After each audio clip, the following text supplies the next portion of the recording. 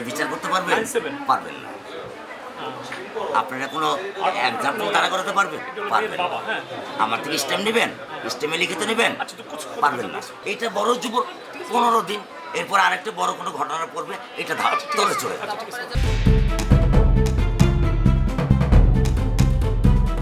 বাংলাদেশে ধর্ষণের মতো জঘন্য অপরাধের বিরুদ্ধে কাগজে কলমে কঠোর আইন থাকলেও বাস্তব চিত্র অনেকটাই ভিন্ন। নারী ও শিশু নির্যাতন দমন আইন অনুযায়ী 180 দিনের মধ্যে বিচার শেষ করার বাধ্যবাধকতা থাকলেও অধিকাংশ মামলা বছরের পর বছর ঝুলে থাকে। বিশাল মামলা জট, ডিএনএ ও ফরেনসিক রিপোর্টের দীর্ঘ বিলম্ব, রাজনৈতিক প্রভাব, ভুক্তভোগী সাক্ষীদের ভয়ভীতি, বারবার সময় নেওয়া, উচ্চ আদালতের স্থগিতাদেশ কিংবা আপোষের চাপ, সব মিলিয়ে অনেক ক্ষেত্রেই বিচার প্রক্রিয়া কার্যত থমকে যায়।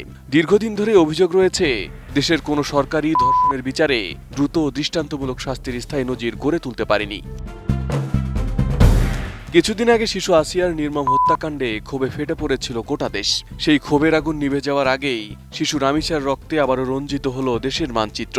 একের পর এক নিষ্পাপ শিশুর ক্ষতবিক্ষত দেহ সামনে আসতেই সামাজিক যোগাযোগ মাধ্যম থেকে রাজপথ সবখানে জোরালো হয়ে উঠেছে একটিই দাবি: ধর্ষকের দ্রুততম বিচার এবং জনসম্মুখে শাস্তি নিশ্চিত করতে হবে। উন্নত মানের কাঁচামাল আরআইএল অ্যাঙ্গেল এন্ড চ্যানেল, এখন কাঠের দিন শেষ, আরআইএল এর বাংলাদেশ। বিশ্বের কিছু দেশে ধর্ষণের মতো অপরাধে দ্রুত প্রকাশ্য শাস্তির নজির দেখা যায়। সৌদি আরব, ইরান, ইয়েমেন বা আফগানিস্তানের মতো কয়েকটি দেশে প্রকাশ্যে মৃত্যুদণ্ড কার্যকরের ঘটনা আন্তর্জাতিকভাবে আলোচিত হয়েছে। উত্তর কোরিয়াতেও বিভিন্ন অপরাধে প্রকাশ্যে ফায়ারিং স্কোয়াড ব্যবহারের অভিযোগ রয়েছে।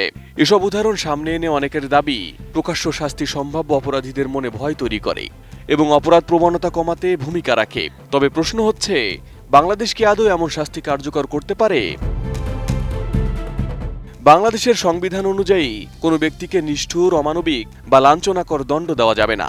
আধুনিক আন্তর্জাতিক আইন ও মানবাধিকার কাঠামোতে প্রকাশ্যে মৃত্যুদণ্ড কার্যকরকে অনেক ক্ষেত্রে নিষ্ঠুর, অমানবিক হিসেবে বিবেচনা করা হয়।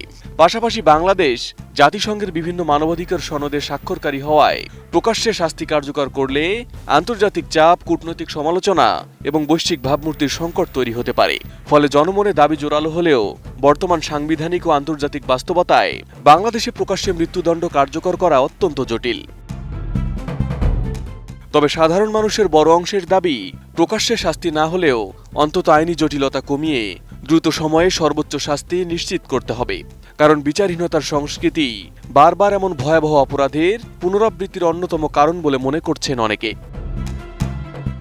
Arif Hasan, ATN news.